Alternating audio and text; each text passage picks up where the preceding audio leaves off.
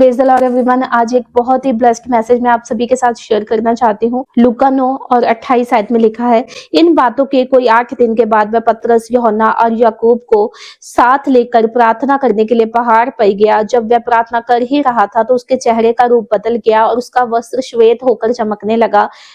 और देखो, मूसा और एलिया ये दो पुरुष उसके साथ बातें कर रहे थे। ये महिमा सहित दिखाई दिया और उसके मरने की चर्चा कर रहे थे जो यरूशलेम में होने वाला था। पतरस और उसके साथी नींद से भरे हुए थे और जब अच्छी तरह सचेत हुए तो उसकी महिमा और उन दो पुरुषों को जो उसके साथ खड़े थे देखा। जब वे उसके पास से जाने लगे तो पतरस ने यीशु से कहा, हे स्वामी, हमारा यहाँ रहना भला है। अतः हम 3 मंडप बनाए, एक तेरे लिए, एक मूसा के लिए और एक एलिया के लिए। वह ना जानता था कि क्या कह रहा है। वह ये कह ही रहा था कि एक बादल ने आकर उन्हें छा लिया और जब वे उस बादल से घिरने लगे तो डर गए। तब उस बादल में से ये शब्द निकला, ये मेरा पुत्र और मेरा चुना हुआ है, इसकी सुनो। उस बादल में से क्या शब्द निकला कि ये मेरा पुत्र है, मेरा चुना हुआ है, इसकी सुनो।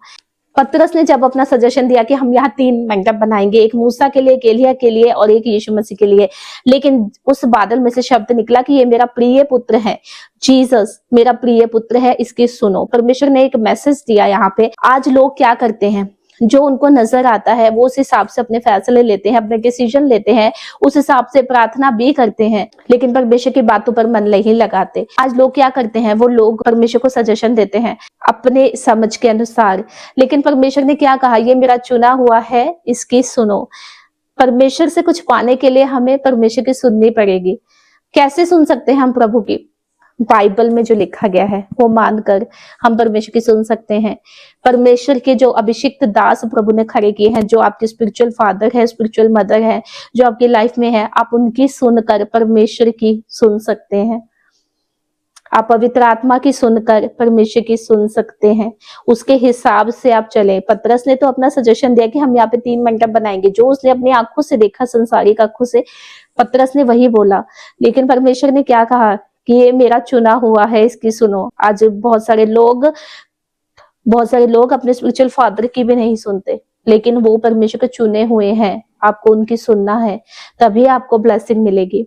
पतरस ने जब सारी रात अपने जालों को डाला और कुछ ना पकड़ा उस नाव में, लेकिन जब यीशु मसीह उनके नाव में आए और यीशु मसीह ने बोला कि गहरे में जाल डाल, और उसने सारी रात मेहनत की थी। वो मछलियां पकड़ने वाला था, एक्सपर्ट था, एक्सपीरियंस था, इतने सालों से उसी बिजनेस में था, लेकिन फिर भी कुछ नहीं पाया। लेकिन जब यीशु मसीह ने बोला कि इस डायरेक्शन में जाल डाल, और इतनी मछलियां पकड़ी कि जाल फटने लगे। क्यों?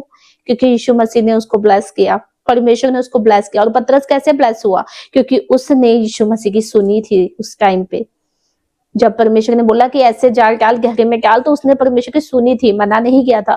उसी तरह से आज जब हम अपनी लाइफ में ब्लेसिंग को पाना चाहते हैं तो हमें किसकी सुननी है? यीशु मसीह की, बाइबल के वचनों की, पवित्र आत्मा की और स्पिरिचुअल फादर की, जो एवरी संडे हमें चर्च में गाइडेंस देते हैं। तो अगर हम ब्लेसिंग को पाना चाहते हैं अपनी लाइफ में, परमेश्वर के साथ संग संग रहना चाहते हैं, तो हमें सुननी पड़ेगी परमेश्वर की, परमेश्वर के चुने हुओं की, पवित्र आत्मा की। हालेलुया।